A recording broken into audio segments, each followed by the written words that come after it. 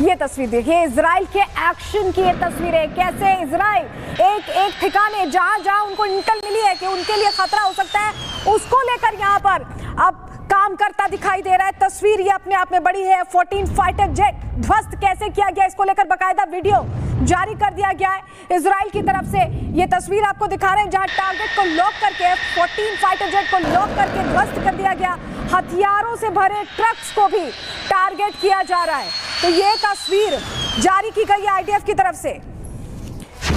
देखिए, जहां लगातार आईडीएफ का एक्शन जारी है, इस बीच ये भी खबर आ रही है कि अमेरिका ने अपनी डिप्लॉयमेंट बढ़ा दी है। आपको बताते हैं, अमेरिका ने मिडिल ईस्ट में सेना बढ़ाई है। रक्षा सचिव ने अतिरिक्त तैनाती की जानकारी दे दी है। इजराइल को हथियारों की सप्लाई भी अब बढ़ा दी गई है अमेरिका की तरफ से। अपने आप में ये बड़ी बात है। सैन्य ईंधन भरने वाले विमानों की तैनाती यहां पर कर दी गई है और यूएसएस निमित्ज को खाड़ी में, रेड सी में तैनात कर दिया गया है, जो बहुत अग्रेसिव पोजीशन इस वक्त लिए हुए है। इजराइल को पूरी तरह कवर किया हुआ है और ईरान को लेकर एग्रेसिव पोजीशन में है। ईरान की मिसाइल रोकने की कवायद भी तेज कर दी गई है। यूएस का दावा है कि सैन्य बेस की सुरक्षा के लिए वो सेना बढ़ा रहे हैं। ये भी कह रहे हैं कि जो उनके सैन्य बेसेस हैं मिडिल ईस्ट में, उसकी सुरक्षा को देखते हुए ये तैनाती बढ़ाई गई है। मिडिल ईस्ट में 19 देशों में आपको बताएं यूएस आर्मी की मौजूदगी है और अमेरिका को ईरान के संभावित हमले का पूरा डर है।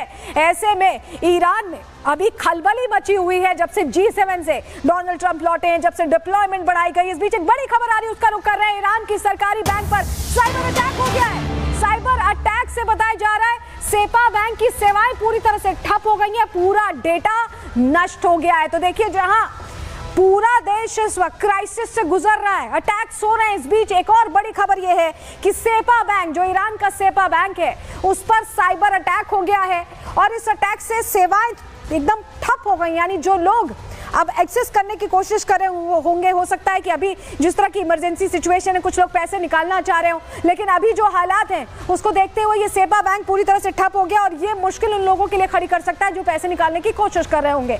तो क्राइसिस से अभी डील कर रहा है ईरान। इस बीच आपको बताएं, नेतन्याहू ने बड़ी बात कह दी है। इजराइल के प्रधानमंत्री ने बड़ा बयान दिया। उन्होंने कहा है कि ईरान की लड़ाई इजराइल लड़ रहा है, यानी ईरान के लोगों की लड़ाई दरअसल इजराइल लड़ रहा है। ये नेतन्याहू कह रहे हैं। दोनों मुल्कों का एक साझा दुश्मन है। नेतन्याहू क्या कह रहे हैं? जिसके खिलाफ इजराइल डटकर मुकाबला कर रहा है।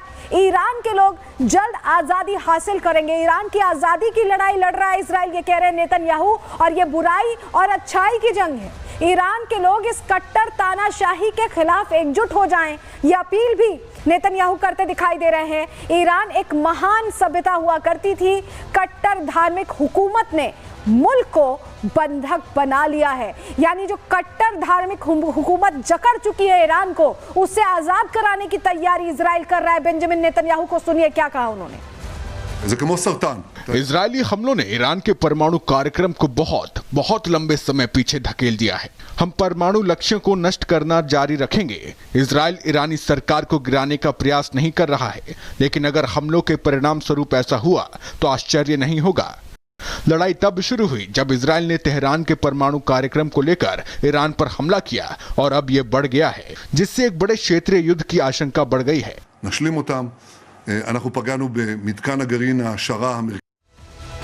तो सुना आपने, नेतन्याहू कह रहे थे कि कट्टरपंथ को जो बढ़ावा दे रहे हैं उन पर ये अटैक है। इसका अर्थ जरा अगर आपको समझाते हैं, कट्टरपंथ पर अगर प्रहार कर रहे हैं तो जो सुप्रीम लीडर है, अगर उन पर हमला होता है तो क्या तबाही मचेगी, जरा समझिए।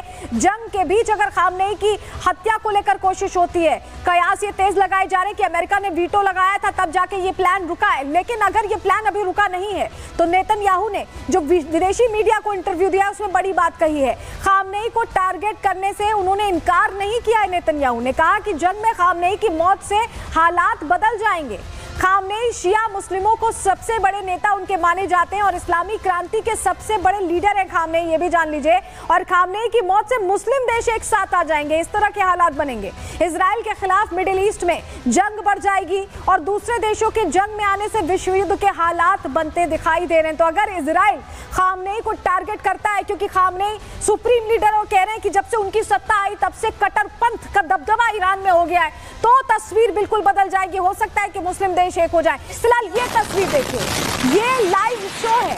ये ईरान की एक न्यूज एंकर है जो इजराइल के लिए बड़ी बड़ी बातें उस समय कह रही थी कि इजराइल अगर अटैक करता है तो क्या होगा, और देखिए क्या होता है।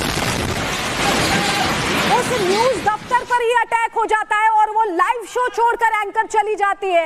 ये तस्वीर आपको दिखा रहे हैं उस न्यूज दफ्तर की, देखिए इजराइल ने जहां अटैक किया है। अगर फुल फ्रेम करिएगा तस्वीरें, ये देखिए IRIB न्यूज का ये ऑफिस है, नेशनल न्यूज चैनल है वहां का, और बिल्डिंग कैसे खाक हुई है देखिए। یونس شادلو سردبیر گروه دفاعی خبرگزاری صدا و سیما در این چند سال در تمام عملیات‌های وعده صادق جلوه اقتدار ایران و شکست هیمنه رژیم صهیونیستی رو به تصویر کشیدیم. اینجا سازمان صدا و سیما است، مرکز فرماندهی جنگ رسانه ایران و مرکز به قدرت کشیدن تصویر اقتدار ایرانی و ایرانی جماعت। तो न्यूज चैनल के दफ्तर में जैसे तबाही, उसकी तस्वीर भी हमने आपको दिखाई, लेकिन इजराइल ईरान के बीच लगातार जो संघर्ष चल रहा है उसकी तस्वीरें अलग अलग सामने आ रही है। इजराइल ने सेंट्रल ईरान पर अटैक किया, हमने आपको तस्वीर दिखाई, एयर स्ट्राइक की है। तेहरान में जो नेशनल टीवी न्यूज चैनल है उस पर अटैक हुआ, कैसे लाइव शो छोड़कर एंकर को जाना पड़ा, ये आप तस्वीर में देख रहे थे। रिपब्लिक ऑफ ईरान ब्रॉडकास्टिंग पर ये बम गिराए गए हैं, दफ्तर धुधु कर जल रहा है। घटना के समय TV anchor live show host कर रही थी। इजरायली अटैक में वो बाल बाल बच गए और लाइव शो छोड़कर अचानक से चली गई। पूरी तरह से वहां धूल धक्कड़ हो गया, ऐसा लगा कि अटैक हो गया, और अटैक के बाद स्टूडियो मलबे में और धुएं में तब्दील हो गया, धुएं से भरता दिखाई दिया है वो लाइव शो के दौरान। इजराइल का ये दावा है कि IRIB जो इनका न्यूज चैनल है वो रिवॉल्यूशनरी गार्ड्स का मुखपत्र है और उनके इशारे पर काम करता है। एफी डेफरिन जो IDF के प्रवक्ता है, उन्होंने बताया कि इसी वजह से इस न्यूज दफ्तर को हिट किया गया। सुनिए क्या कह रहे हैं। טילי הקרקע אוויר, טילי הקרקע קרקע והכטב"מים। सरकारी प्रसारक ईरान के अर्धसैनिक बल रिवॉल्यूशनरी गार्ड के प्रत्यक्ष मार्गदर्शन में काम कर रहा था। सेना ईरान से इजराइल की ओर दागी गई मिसाइलों को उस स्थान पर रोकने की कोशिश कर रही थी जहां से उन्हें लॉन्च किया गया था। מתוך הבנה שהפעולות שלנו מפחיתות את הירי לעורף הישראלי।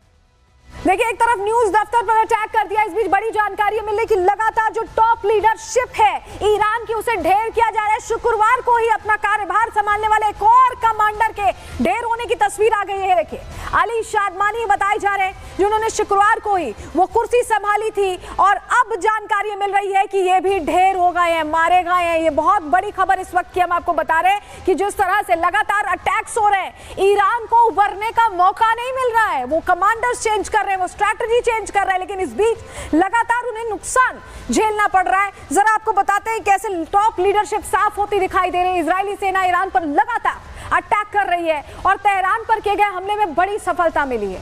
खत्म अल अंबिया केंद्रीय मुख्यालय पर अटैक किया गया।